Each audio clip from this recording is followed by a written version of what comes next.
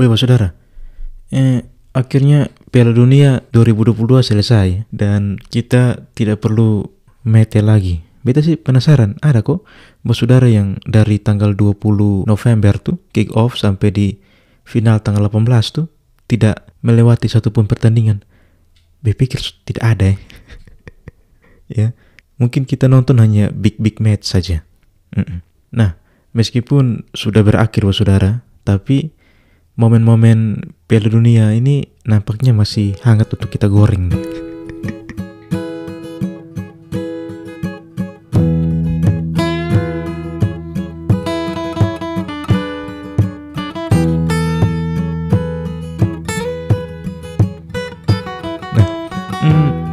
Satu hal yang beta mau bagi di awal ini bahwa ya mungkin biasa ya seperti Piala Dunia sebelumnya, bahwa momen 4 tahun sekali ini kah selalu ditunggu-tunggu. Bahkan untuk orang yang tidak hobi bola sekalipun ya, kayak misalkan kami nih yang tiap minggu nonton bola nih kah, kalah lagi dengan ibu-ibu yang kaget di tempat kerja sudah omong, oh saya dukung ini. Wah, bingung juga nih. Kalau di musim liga atau yang lain tidak ada yang ngomong bola, tapi kalau Piala Dunia semuanya pintar ngomong bola. Ya, di mana-mana bicara bola, di meja kopi bicara bola, di tempat kerja ibu-ibu yang selama ini mungkin hanya sibuk bicara namanya kaget bicara bola juga. Oke, tidak sampai di situ saudara. Bukan hanya ibu-ibu yang kemudian bicara tentang bola.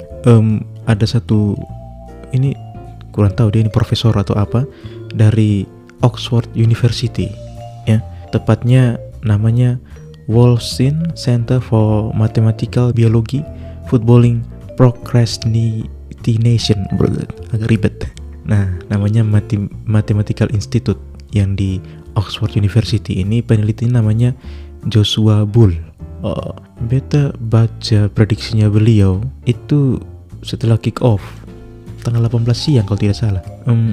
Dia ini membuat pemodelan untuk siapa sih yang menang Piala Dunia saudara. Kan prediksi beliau ini tersebar di berbagai macam grup WA, jadi kita penasaran ini maksudnya apa. Ini orang yang melakukan pemodelan untuk siapa yang juara Piala Dunia. Nah, kemudian beta buka di YouTube, ternyata ada. Jadi dia kayak Zoom begitu ya, mungkin dengan peserta. Zoom-nya YouTube-nya itu sekitar 20-an menit lah. 20-an menit itu beta nonton sampai selesai. Dan beta dapat intisarinya saudara. Intisari bukan minuman keras. Jadi secara sederhana dia mensimulasikan semua pertandingan, kemudian menuliskan pemenang di setiap simulasi itu, kemudian dia ulangi. Nah, yang beta baca tuh beliau ini menggunakan ya matematika ya, peluang. Nah, yang dia pakai tuh expected goal saudara, atau dia singkat XG, untuk memprediksi berapa gol yang bisa diciptakan dalam pertandingan. Nah, nilai XG ini dihitung berdasarkan dihitung kemudian di cross check, di crossover dengan presentasi per pertandingan. Pertanyaannya, bagaimana beliau menilai setiap kontestan di Piala Dunia ini ya? Beliau tuh melihat dari hasil-hasil pertandingan yang sudah dilakukan oleh si negara itu dalam 4 tahun terakhir, dan dia juga lihat ranking FIFA, data yang sangat sangat baku tuh kah menurut beta ya. Nah, setelah itu dia beta nonton di YouTube-nya itu, dia kemudian mensimulasikan. Nah, tapi ketika hanya menggunakan expected goal tadi, XG itu, ternyata dia ragukan hasilnya. Nah, sehingga dia kemudian membuat satu model lagi ya, mengkolaborasikan antara XG tadi, expected goal, dan juga nilai ILO. Nah, nilai ILO ini saudara, menurut penjelasan dia, ini sering dipakai pada permainan yang sangat mudah, yaitu catur. Ya.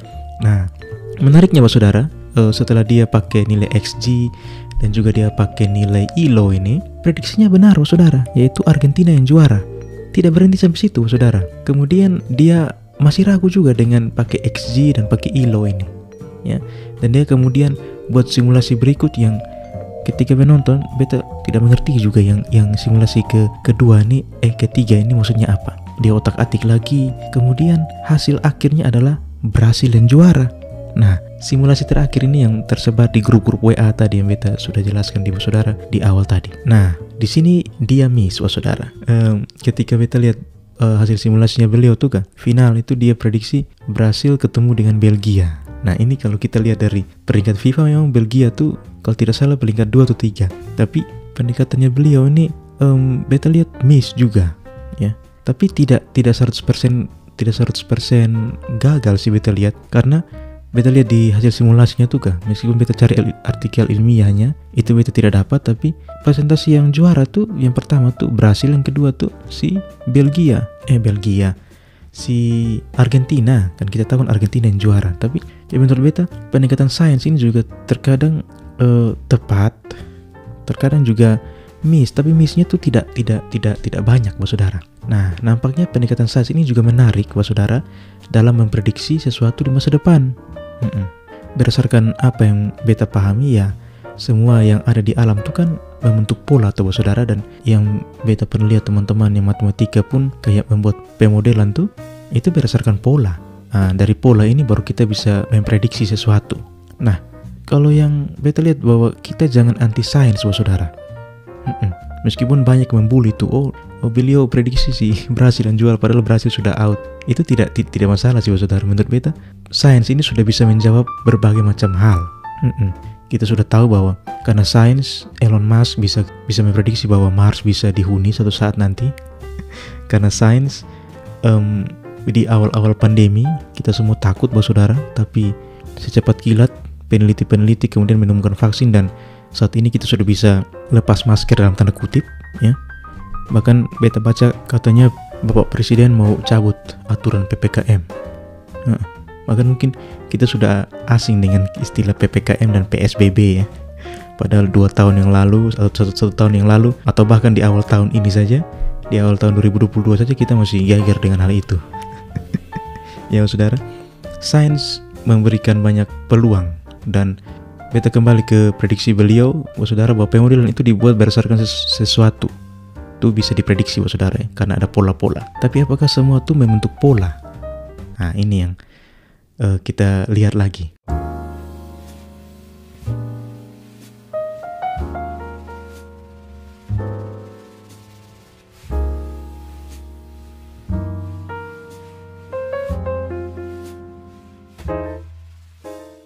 Nah, dalam berbagai macam hal saudara, tidak semua hal itu membentuk pola. Nah, ketika sesuatu terjadi di luar pola, maka itu yang kita sebut sebagai sebuah keanehan saudara.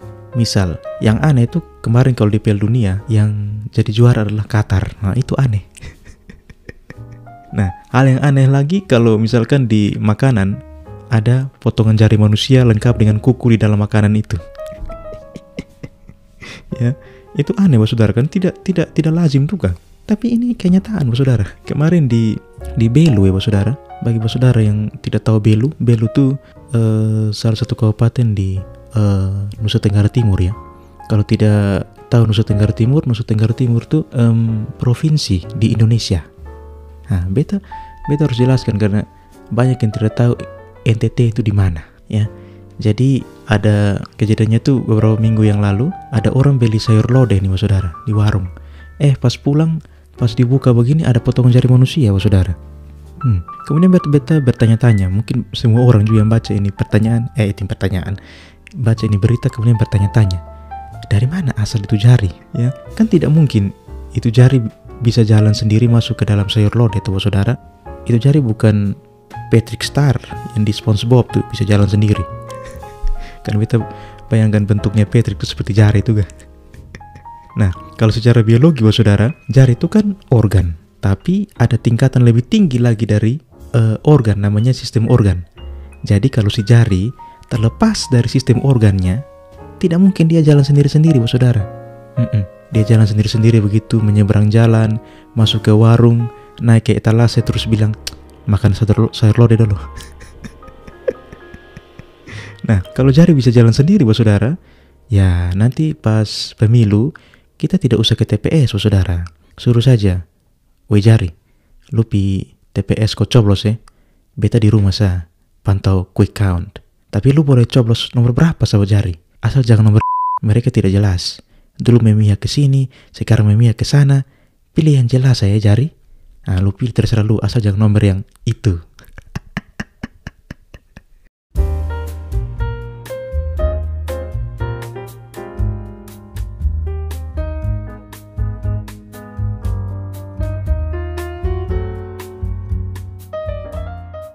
Baik, Bapak Saudara, dari pola kita bisa memprediksi segala sesuatu. Dan kalau kita bicara pola, Bapak Saudara, pola itu semakin beragam, semakin bagus, Bapak Saudara. Artinya, kalau kita bicara pola hidup sehari-hari ya, usahakan kita punya pola hidup itu jangan monoton. Bangun, mandi, sarapan, berak, kerja, omong nama orang, gosip, pulang, dan terulang lagi. Tapi yang dengar podcast ini, beta yakin tidak seperti itu. Tidak salah, Saudara. Karena pola hidup yang monoton itu, beta baca kemarin ada survei dari, bukan survei dari PT ini, tapi PT ini memaparkan data bahwa orang Indonesia tuh melakukan perjalanan hanya 2,6 kali setahun, Saudara. Ini dari PT Aviasi Pariwisata Indonesia, alias orang Indonesia tuh kurang piknik. Nah, ini kalau kurang piknik ini kan salah satu judul lagunya Jamrut ya, kurang piknik. Nah, dengan kata lain, kita terlalu terpaku dengan pola rutinitas yang ada. Kalau kita tiap hari hanya terpaku dengan rutinitas yang sama, Bapak Saudara, kayaknya kita akan jenuh, Bapak Saudara. Nah, tapi yang kalau kita ngomong soal jenuh nih, Bapak Saudara, jenuh ini bukan hanya bisa dialami oleh manusia. Benda mati pun bisa jenuh, Bapak Saudara. Contohnya apa ya? Tanah nih kak. Dari tahun ke tahun kalau lu hanya tanam padi, apalagi kalau tanpa istirahat, sabar. Kalau di NTT itu lebih cocok tanam jagung, tanah akan jenuh juga. Belum lagi kalau mau hasil yang maksimal, lu kasih pupuk yang input pertanian, input kimia yang tinggi. Akhirnya suatu saat tanah bilang begini, beta su jenuh, we jagung, lu saja kok, tidak ada yang lain kok. Nah, tanah juga jenuh, Bapak Saudara. Tapi kalau kita lihat, Bapak Saudara, karena kita bicara soal padi jagung tadi, profesi paling enak tuh menurut beta petani, Bapak Saudara. Makanya ada lagu Piknik di Kobong. Mungkin generasi yang ini tidak tahu lagu Piknik di Kobong. Coba lu ketik di YouTube atau di Spotify, mungkin ada lagu Piknik di Kobong. Jadi petani tuh bisa kerja sambil piknik, Bapak Saudara. Kurang enak apa coba itu? Saking enaknya, Bapak Saudara, petani itu duduk di dia punya pondok saja di kebun tuh, itu banyak didatangi orang tuh, Bapak Saudara. Orangnya apa? Orang-orang yang menawarkan program. Beta pernah beta pernah melakukan sensus, dan sensus itu kan beta datangi di pondok-pondoknya petani begitu. Suatu saat beta datang di satu pondok. Nah, ketika beta masuk ke dalam rumahnya, ke dalam pondoknya itu, beta belum omong apa-apa. Bapak tuh bilang begini, ada program baru kok kakak. Jadi petani itu sudah terbiasa dengan program, Bapak Saudara. Terutama program-program dari makanya jangan heran ada tagline namanya TJPS, alias tanam jargon, panen seadanya. Oke, Bapak Saudara, beta lupa. Dirgahayu, provinsiku tercinta, Nusa Tenggara Timur yang ke-64. Semoga semakin ya, Bapak Saudara isi sendirilah semakin apa. Cheers.